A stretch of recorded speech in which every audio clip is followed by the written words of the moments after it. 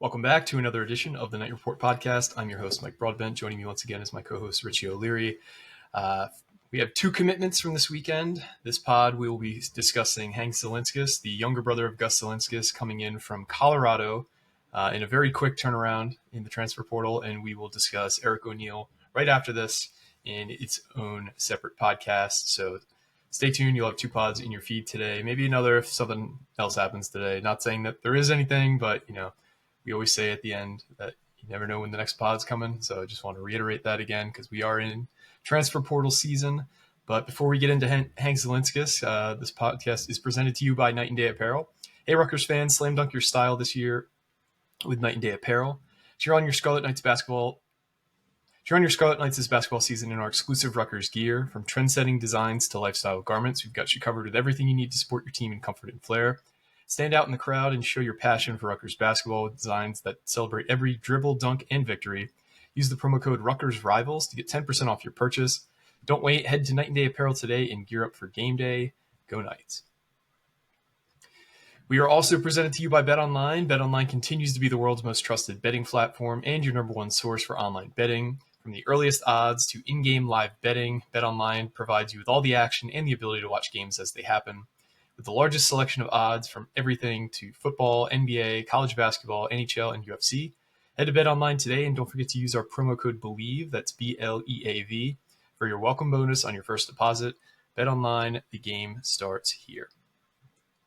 Okay, so we're talking about how the staff was following a lot of centers in the portal and that to be on the lookout because it looks like they want to add one, and they added the center that made just too much sense not to happen. Hank Zilinskas has 2 years of eligibility, but 3 years to play, so he still has his red shirt available. Joining up with his brother, Gus Zilinskas, who started at center for Rutgers for the last 3 years.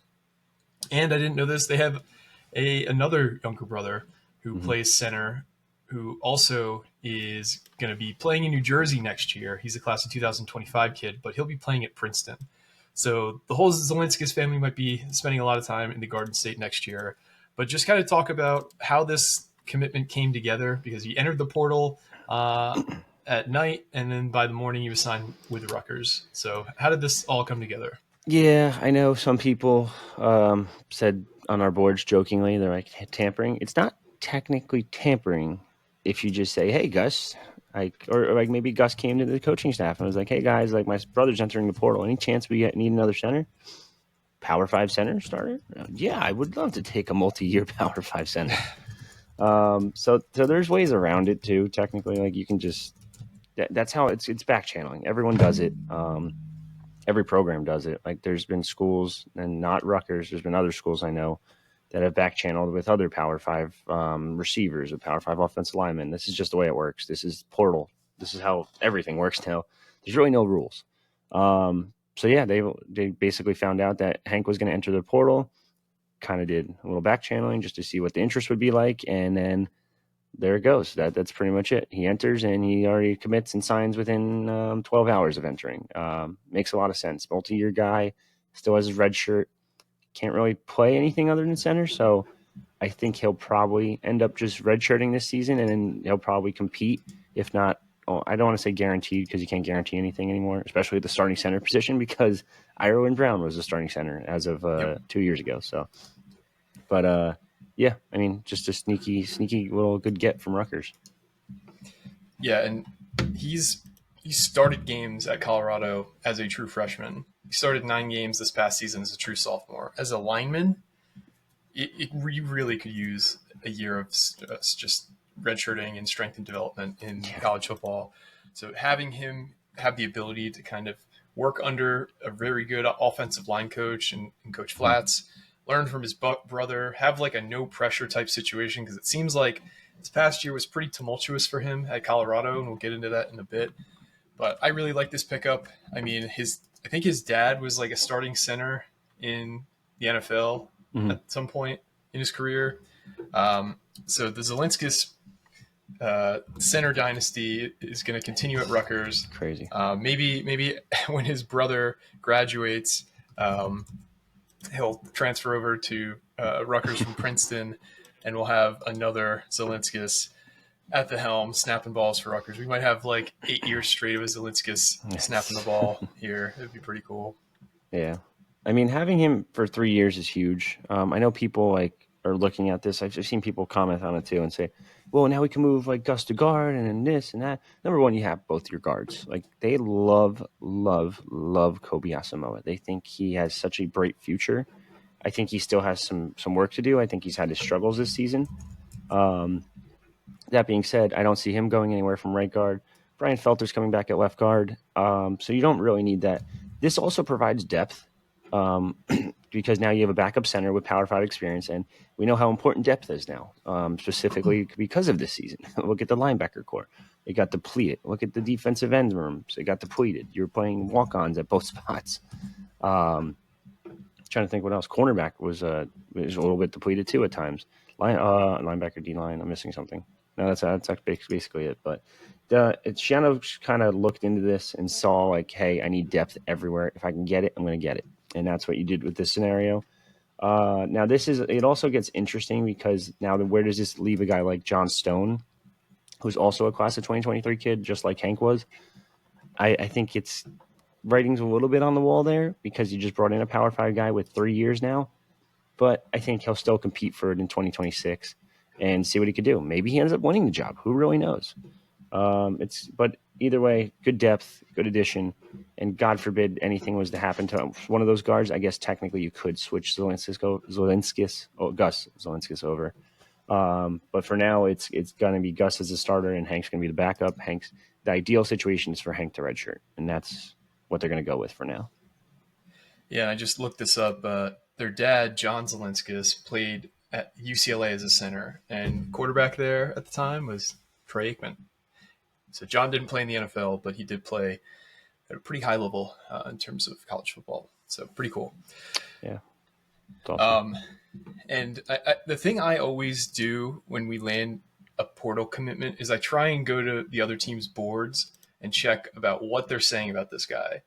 Now, if they're talking about how they couldn't wait to get rid of this kid and how how much better they'll be without him, that's when I start to worry a little bit. But when you hear stuff that's just like, he was getting scapegoated, he played really well. Once he left the lineup, we weren't able to run the ball. That's when I start to think, okay, this kid actually is pretty damn good. And that's kind of what it was, more the latter for when I was reading the Colorado boards about Gus Zilinskas leaving. I'm going to read some selections here about what people said after he left. And I also want to table set that there was a snap issue this season with early snaps that people are largely attributing to how Shedeur Sanders would call, how he would verbalize calls, and how he would just say the wrong things, it sounded like, from time to time. And because the same early snap issue was happening with the center that backed up Hank this year as well. So I just want to set that, because if some of these comments are going to reference that, I want everybody to understand what they're talking about. So somebody, and all these had a ton of upvotes as well. So I just want to say that these aren't just like random comments that cherry picked for this purpose. Somebody said, I don't understand why they couldn't get this issue fixed, and the issue being the early snaps. Hank was playing damn well aside from the early snap issues. Seems like this could have been fixed in a way beyond simply benching a guy, but so be it. Wish Hank well and think he's going to do well wherever he ends up. I consider this one on Loadhold, who is the Colorado offensive line coach. Another comment from somebody who got a ton of upvotes. Now that this is behind us, let's just say that I have it on good authority that Hank was pretty much scapegoated with the snap issues, and it goes back to many of the same issues that the other offensive line had last year with line calls and the ready/next indicators being overridden. I have a ton of respect for how he handled the situation and stuck it out through the bowl game. Cash, who is the backup center, did okay for a walk-on freshman, but this is a big loss. Hopefully the transfer portal pulls work out. The backup center also had this issue, smaller sample size, but he had 2 of the same snaps that you call the yips, which is referring to the early snaps. While he was certainly less adept at making the offensive line calls, he was also being overridden, causing some confusion and missed altered assignments. It is what it is, but beyond and completely moot at this point. But this is a 2-year challenge that will most certainly be behind Colorado moving forward. Let me see if I can find any more here. There are more. Colorado was starting to get something going on the ground game, and that all seemed to disappear once Hank was benched. The snaps were not on Hank, but you're correct in the assessment that if someone is getting benched for it, it is going to be whoever is downstream getting blamed. The further we get away from the season, the more insight and nuance that will come out about 23 and 24. I won't hear any of it. Blah blah blah. I mean, listen, like Lode Holt, their O-line coach, is in his first ever season as a full-time assistant. He's been an analyst for a couple programs between Ole Miss and Oklahoma, and he's only in year 6 of coaching college football, and it's his first ever offensive line coach job, full-time offensive line coach job. So you can look into that a little bit too. And Shedeur Sanders can do no wrong in anyone in that program's eyes, and God forbid you say anything to him, you're probably going to get reamed a little bit by Deion. So, and I like Shedeur. I think he's a really good, talented quarterback. But when you do stuff like this, it's interesting, and it's interesting that their whole fan base, there's media members that are all defending Hank in this one, which I really didn't expect. I thought it'd be more like just like everyone else in the program. Yeah, you got to defend Shedeur until the day you die, basically. Yep. The last one I'll reference here is Hank is a big loss, and anyone saying otherwise hasn't watched the film closely enough. We have enough offensive line problems without running off a guy who is actually pretty good. There you go. So dive into the PFF grades here a bit. So he started 11 games over parts of 2 seasons for Colorado, 2 last year as a true freshman. Mm-hmm. And then he started 9 games this year, played in 10. Last year, he had a 61.0 grade, and he didn't qualify for a positional ranking. This season, he had a 59.5 grade, which, in terms of his rank, let me just get that going here. I mean, offensive line is only as good as a unit as a whole, which we've said as many of times, and that was one of the worst units in 2023 in college football. And as much as you added people, it's still a struggle. Like, their starting left tackle is a true freshman. Their starting center was a true sophomore. Yeah. Like, they're at the point of starting young guys because they have no choice. Yep. So he ranked 221st out of 301 centers. Obviously not great PFF grades, but I think with a year in strength and conditioning, with a year of development, with a year of just like being in an environment that isn't toxic, I think this could be a guy we develop into our next starting center, because he had already kind of decided where he wanted to go when he entered the portal. Mm-hmm. But from what you're hearing, this is a kid who would have had a lot of interest from Power 4 teams in the portal. Talk about what you heard on that sense. Let me pull up this conversation I had with someone the other day. I do know that there were multiple Power 4s. I wasn't told what program specifically, but he did have a lot of Power 4 interest. I mean, anytime, I said it before, offensive linemen, I actually said it off pod, I guess. Offensive linemen in the portal are worth everything. Like, you could pay so much money for these guys. Like, even the average guys. Like, look at Willie Tyler, for example. Let's go back a couple years. Willie Tyler at Rutgers was average, ended up losing his job at Rutgers, got paid from Louisville a shit ton to go start. Was not even good. And then he actually had a decent senior, or redshirt senior, whatever you want to call it. His last season in college football was okay. Because people just feel like they can turn these G5 massive guys into like, hey, if he's average there, I can make him great. And it's like, in reality, probably not for the most part. Yeah. So it is insane how much like these guys have value, or how much these coaches value playing time and experience, especially on the offensive line. So like a kid like this is coming in the portal, starting center, 2 years of Power 5 experience, probably is not going to cost me a lot. He had multiple teams after him. I don't know the specifics on what teams and this and that, but all I know is that multiple Power 4s were interested. And again, this beefs up the offensive line room. It helps you not only today for depth reasons, but it also helps you in the future. And it's a guy that's already kind of familiar with the program because of his brother being here for so many years. So this is just an overall, it's a really solid get. It's something we didn't really expect. I guess I shouldn't say we didn't really expect, because you've been on top of the fact that they've been following centers. But I didn't think it'd be Zilinskas. I didn't think he'd enter the portal, because I just figured he'd probably stay at Colorado and retain his starting job, basically. Yeah, and to get anybody with starting experience at the power forward level in the portal, like you said, is really difficult. To get a guy who started basically a full season at center before the time he's even a junior in eligibility, huge. This is, you talked about him being familiar with the program. Rutgers also recruited him out of high school. Like, he took Yeah. visits to Rutgers. He's obviously been to games watching his brother. I don't believe Rutgers offered him because John Stone was already committed, and I think they only wanted one center in that class. And John was a really Mm-hmm. early commitment. Um, so in general, like, very familiar with the program. Obviously, his brothers probably had nothing but great things to say, and that's why, like, Mm-hmm. again, we talked about it with the Aaron Young, Dymere Miller situation. We talked about it with the Cole Kozlowski, Mm-hmm. um, Daryl Dengoe situation. Like, Yep. the strongest recruiters in your program are your players. Your coaches can, sell it as hard as you want, but if the players are like, bro, this ain't it, like, you're Mm-hmm. not going to get kids to come. But if you have kids who are openly, like, over the moon trying to get you to come because they love it so much, that is when things can really resonate. And that's clearly been happening. It's for several years now, where Mm-hmm. kids are just, like, trying to recruit their friends, family as hard as they can to get them to come to Rutgers. And that's one of the best signs of program help that you can have, is having these kids, stick their own reputation on the line with their friends and family to get them to come to Rutgers. Yeah, it's not just that too. Like, it's like sometimes not this situation because he didn't visit technically, but like for the Daryl situation or for the Aaron Young situation, like they spend a lot of time with the play. They actually spend more time with the players and their player host and their Sure. coaches when on the visits.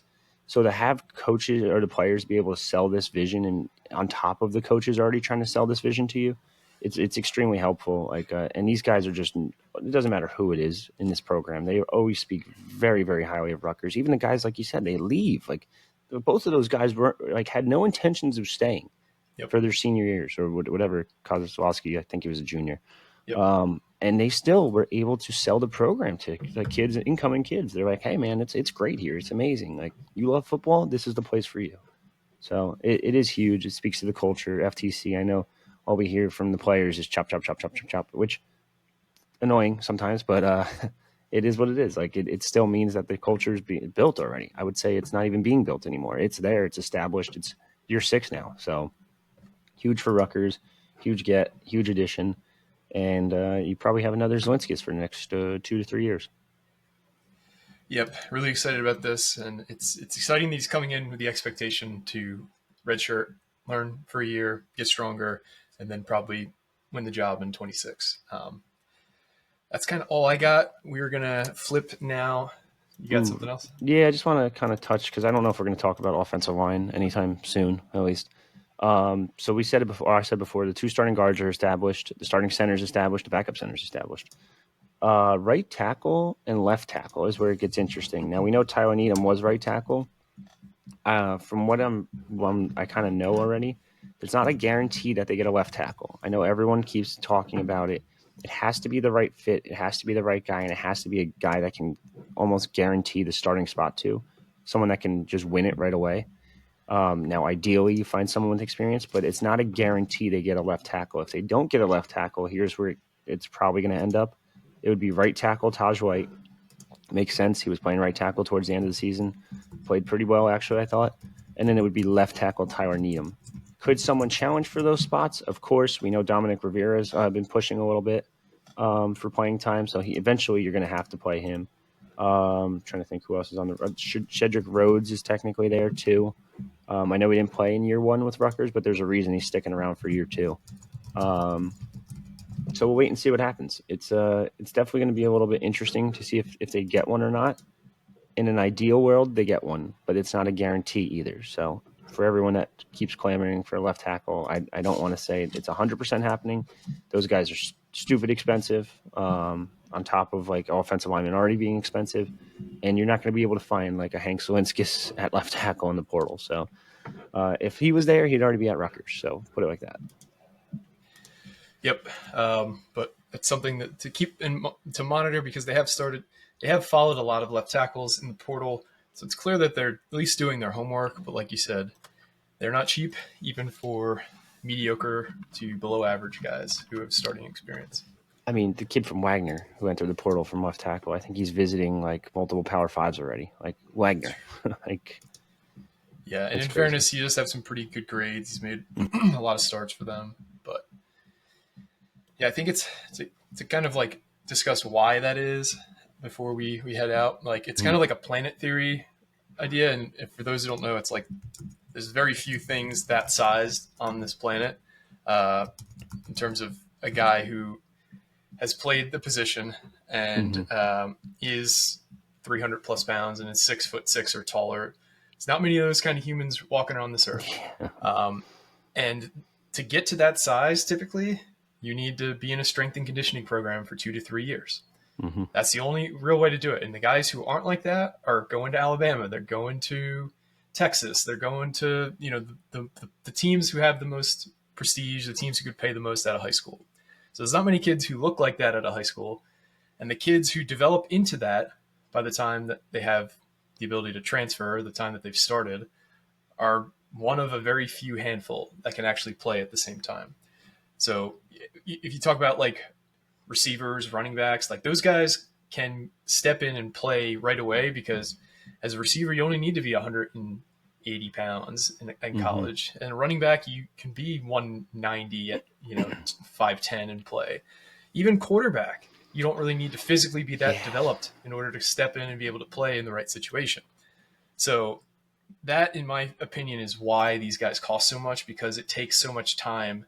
Like they need to bake in the oven, basically. They need to develop into that person, whereas you could step in a lot of other positions right away with limited strength and conditioning,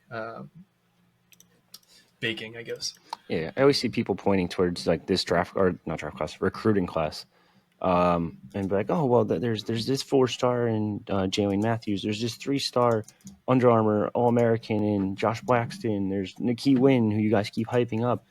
Yes, but again, like Mike said, they have to sit there for a couple years and figure it out. It's so hard to just insert an offensive lineman year one. That's why it's like extremely impressive that Hank Zilinskas was able to do what he did at Colorado. But it also speaks to how bad Colorado's offensive line was too. So there's that on top of everything. But going back to that Wagner kid, he's actually visiting Colorado starting tomorrow, and then Kansas State, and then Iowa State, then Illinois, then Houston, then Cal. So, like, that's a Wagner kid, like, visiting all that. And that's not a good football team, no offense to Wagner, but they're just not. Yep. That was a George Young quote, the Planet Theory thing. He was actually a long time executive for the Giants and Colts back in the day. His theory was there are only very few humans on the planet who are that big and athletic to excel at those positions. Fun fact for Giants fans out there, George Young also had a very famous quote go a little bit viral this weekend. We can't have any fireproof heads of player personnel. Looking at the Giants player personnel, oh, yeah, it's John Mara's son and John Mara's son-in-law. Can't fire them, right? What the? I hate our organization. Yeah, I feel bad for you guys, even though I don't like you. Yeah, at least we're not the Jets. At least you're not the Jets. Yeah, that's true. I saw the funniest quote about Aaron Rodgers.